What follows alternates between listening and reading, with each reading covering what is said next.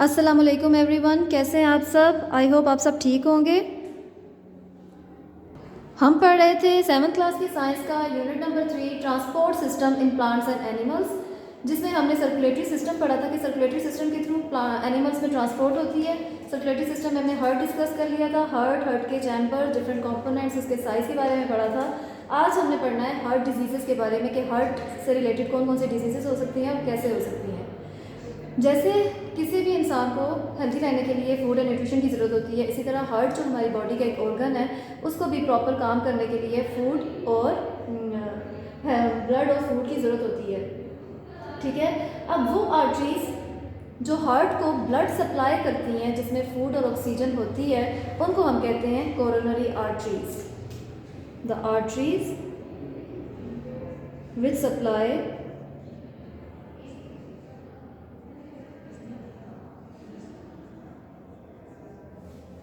food and oxygen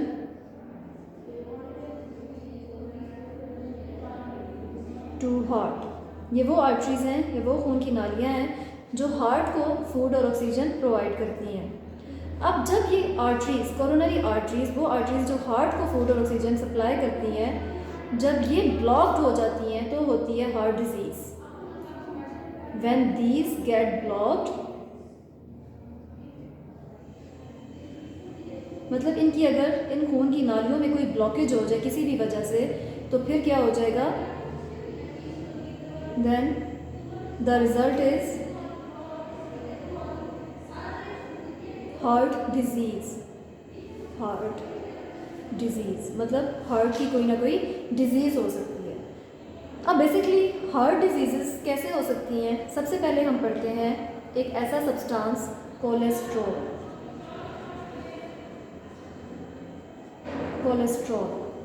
cholesterol basically क्या है, आपको पता है हम फूड इनटेक करते हैं 3 फॉर्म्स में, प्रोटीन्स, लिपिड्स, कार्बोहाइड्रेट्स। जो हम फूड इनटेक कर रहे हैं लिपिड्स यानी कि फैटी सब्सटेंसेस की फॉर्म में, उसी को हम कहते हैं, जब अगर वो एक नॉर्मल अमाउंट से या स्पेसिफिक क्वांटिटी से बढ़ जाए तो हमारी बॉडी में कोलेस्ट्रॉल बनने लग जाता है। कोलेस्ट्रॉल क्या है, बेसिकली एक फैटी सब्सटेंस है जिसकी एक लिमिटेड अमाउंट से इसकी क्वांटिटी जब ज़्यादा हो जाए तो हमारी बॉडी के लिए नुकसानदेह होती है। ठीक है, अब बेसिकली एक फैटी सब्सटेंस है।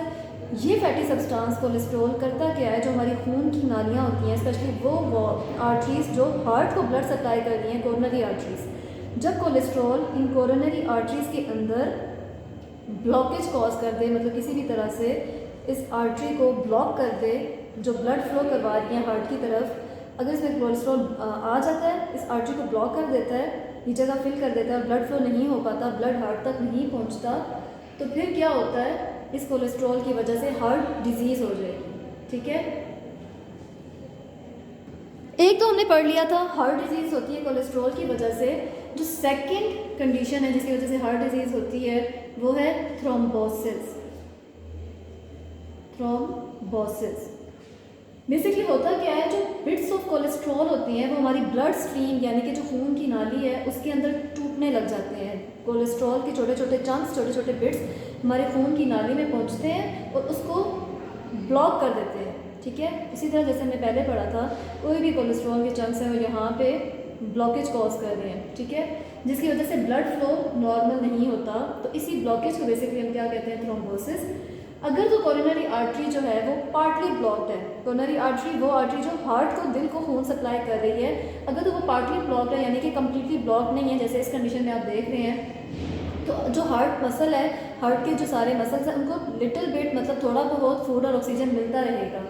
लेकिन अगर ये कंडीशन सिवियर हो जाती है, सिवियर पेन्स होते हैं चेस्ट में, तो इसकी वजह से क्या हो जाएगा, एंजाइना। ठीक है, अगर तो जो हार्ट है उसको थोड़ा बहुत खून मिल रहा है, थोड़ा बहुत ऑक्सीजन मिल रही है, इस ब्लॉकेज की वजह से, अगर ये पार्टली ब्लॉक्ड है तो इसकी वजह से जो हार्ट में सिवियर पेन होता है, चेस्ट में पेन होता है, उसी को हम कहते हैं एंजाइना। ठीक है, अब थ्रोम्बोसिस क्या है, basically blockage in the coronary artery.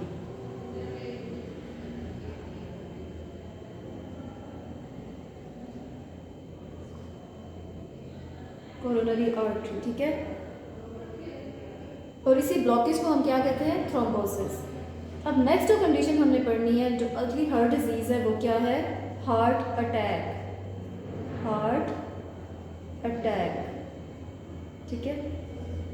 Heart attack basically क्या होता है कि जो थ्रोम्बोसिस होती है कोरोनरी आर्टरी में, उसी को हम बेसिकली हार्ट अटैक कहते हैं। जो थ्रोम्बोसिस है यानी कि कोरोनरी आर्टरी, वो आर्टरी जो हार्ट को ब्लड सप्लाई कर रही है उसमें थ्रोम्बोसिस हो जाती है यानी कि ब्लॉकेज हो जाती है। कोरोनरी आर्टरी, इसको हम क्या कहते हैं, हार्ट अटैक, ठीक है। द हार्ट स्टॉप्स बीटिंग, जो हार्ट होता है वो बिल्कुल बीट करना बंद कर देता है, मतलब दिल की धड़कन आपकी बिल्कुल रुक जाती है। लेकिन अगर आप इसका प्रॉपर ट्रीटमेंट लें तो ये दोबारा से काम करने लग जाता है, ठीक है। लेकिन वक्ती तौर पे क्या होता है, हार्ट बिल्कुल बीट करना बंद कर देता है।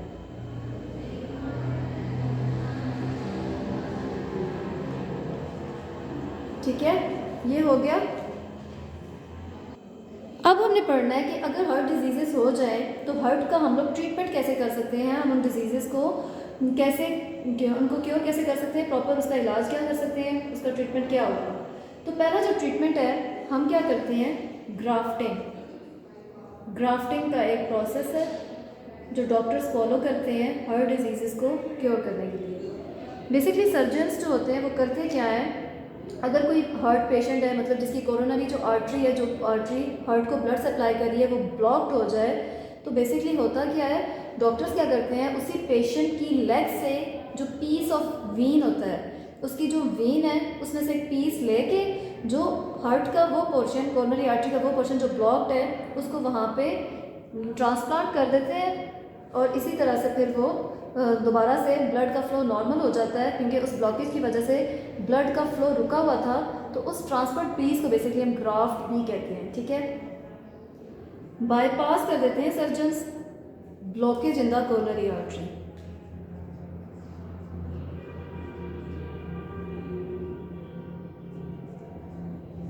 Blockage in coronary artery,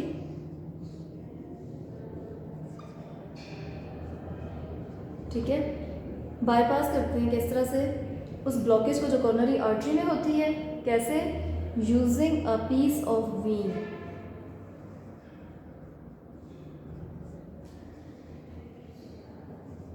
from patient's leg, उसी पेशेंट के लेग से एक वीन का पीस लेते हैं। जैसे कि आप देख रहे हैं ये एक आर्टरी है, ये इस जगह से ब्लॉक्ड है, तो सर्जन्स क्या करते हैं, उसी पेशेंट की लेग से एक पीस ऑफ वेन उठाते हैं और इस जगह पे लगा देते हैं, और यहाँ से फिर नॉर्मल ब्लड का फ्लो कैरी हो जाता है और ये पोर्शन ख़त्म हो जाता है, ठीक है। इस प्रोसेस को ही हम क्या कहते हैं, ग्राफ्टिंग, ठीक है।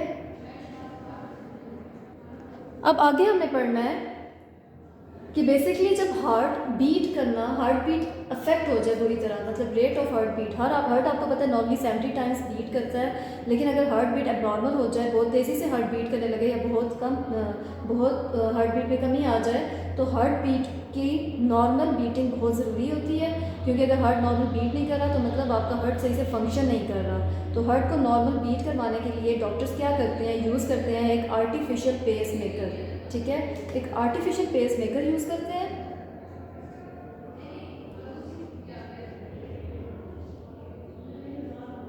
आर्टिफिशियल पेस मेकर से बेसिकली क्या होता है, इसको डॉक्टर्स प्लेस करते हैं under the skin of the patients, जो पेशेंट्स हैं, जो जितने भी मरीज़ हैं उनकी स्किन के नीचे इसको प्लेस कर देते हैं ताकि वो हार्ट बीट को कंट्रोल कर सकें।